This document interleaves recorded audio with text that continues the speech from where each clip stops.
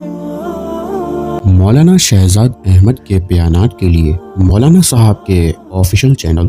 مولانا Shahzad official کو subscribe کریں۔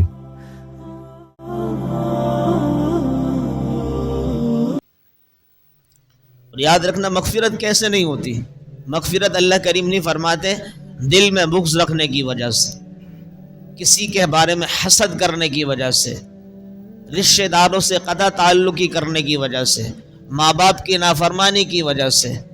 اسی طریقے سے فرمائے کہ شراب کی عادی ہونے کی بنا پر یہ 4 5 6 7 کبائر گناہ ہیں بڑے بڑے، ان گناہوں کے دلدل میں اگر جو بندہ پھنسا ہوا ہوتا ہے اس کی بخشش نہیں ہوتی۔ اب میں اور آپ اپنا محاسبہ یہ کر لیں کہ آیا ہم رمضان المبارک کے مہینے میں داخل ہو گئے اور اللہ کریم نے مہمان عطا فرما دیا، اس رحمتوں اور اسی طریقے سے برکتوں اور خیروں والے مہینے کے اندر بھی آیا ان کبیرہ گناہوں کے اندر مرتکب تو نہیں ہے ہم؟ اگر ہیں تو سمجھو پھر اس حدیث کو سامنے رکھو، حضرت جبریل امین جو لے کر آئے اللہ کے رسول نے آمین فرمائی کہ بھئی ہماری مغفرت کیسے ہوگی جب ہمارے اندر یہ ساری چیزیں موجود ہیں، ہمارے دل میں دوسرے کا بغض ہے، حسد ہے، کینہ ہے،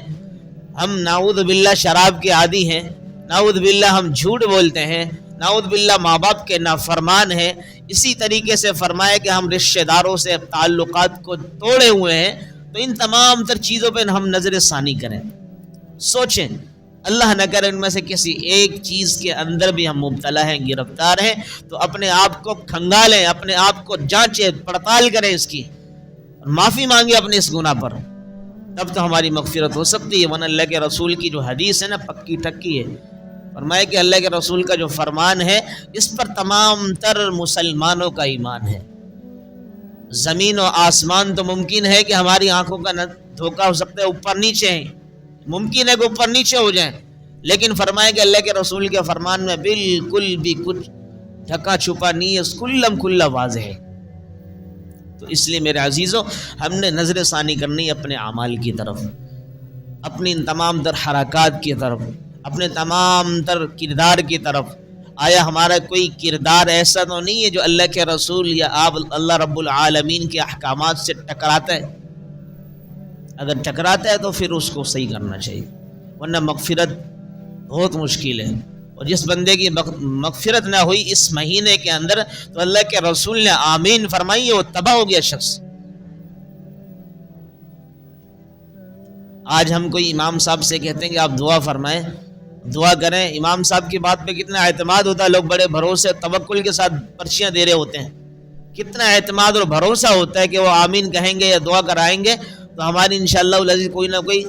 بیڑا پار ہو جائے گا۔ تو اللہ کے رسول صلی اللہ علیہ وسلم کیا زبردست اونچی ہستی، ان کی بات کو تو اللہ تعالیٰ کبھی رد نہیں فرماتے، اور ان کے سامنے جبریل امین جو تمام تر فرشتوں کے سردار ہیں، وہ بد دعا کی صورت میں سمجھو اللہ کی طرف سے پیغام لے کر آئے نا، اللہ نے فرمایا تو اللہ کے رسول اس پر مہر لگا رہے ہیں کہ ہاں ٹھیک ہے، اللہ کرے اس سے ہی رہو۔ اس لیے ہم نے اس رمضان کے مہینے کے اندر دیکھنا ہے کہ ہمارے اندر ایسی کوتاہی تو نہیں ہے جو کبیرہ گناہوں کی طرف لے جانے والی ہے۔ گناہ کبیرہ ہم کرتے ہیں تو ان میں کون کون سی ایسی چیزیں ہیں،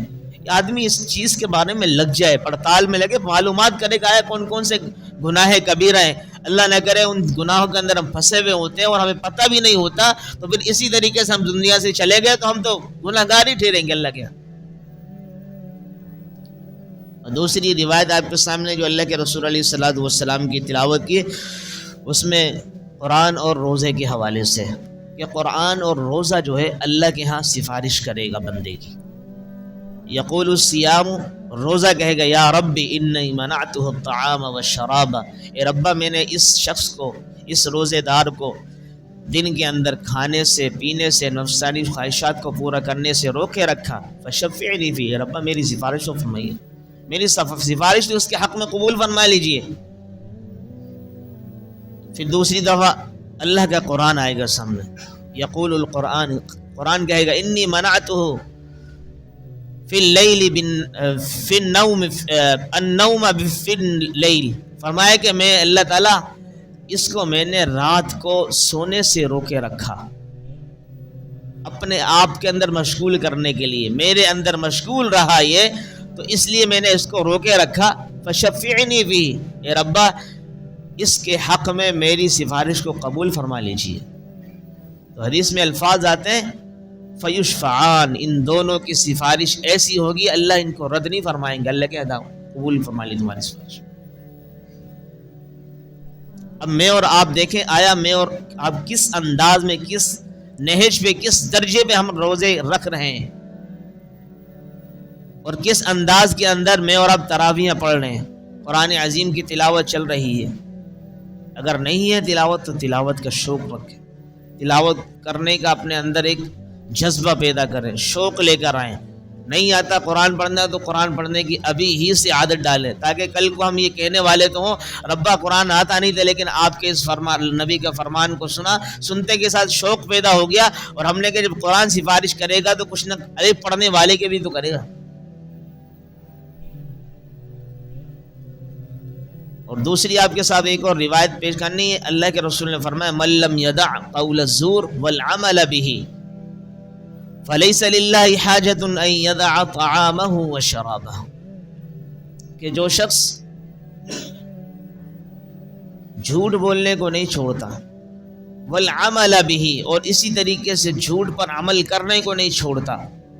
فلیس للہ حاجہ، تو اللہ کو کوئی ضرورت نہیں ہے ان یدع طعامہ وشرابہ، کہ یہ کھانے پینے کو چھوڑے رکھے۔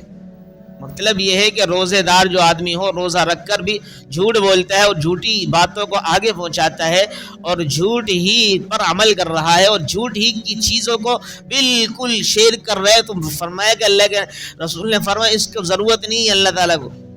نہ اس کے عمل کی، کسی بھی چیز کے، اپنے آپ کو کھانے پینے سے روکے رکھے۔ ہم کہتے ہیں نا بس اوقات سنتے کہ یار ہر چیز کا روزہ ہوتا ہے، زبان کا، کان کا، دل کا، ہاتھ کا، ہر عضو کا۔ اگر اس بات کے اوپر غور کیا جائے تو حقیقت میں ہر چیز کا روزہ ہوتا ہے۔ بندہ روزے سے بھی ہو اور پھر جھوٹ بول کر کما بھی رہا ہو، روزے سے بھی ہو گالیاں بھی دے رہا ہو، روزے سے بھی ہو جھوٹ پر قسمیں بھی کھا رہا ہو، روزے سے بھی ہو طرح طرح کی بکواسات کر رہا ہو، تو پتہ یہ چلتا ہے کہ بندہ بس عملاً تو کچھ نہیں کر رہا، ایک نام کے لیے روزہ رکھ لیا ہے کہ میں روزے دار ہوں۔ تو مثال دیتا ہوں چھوٹی سی،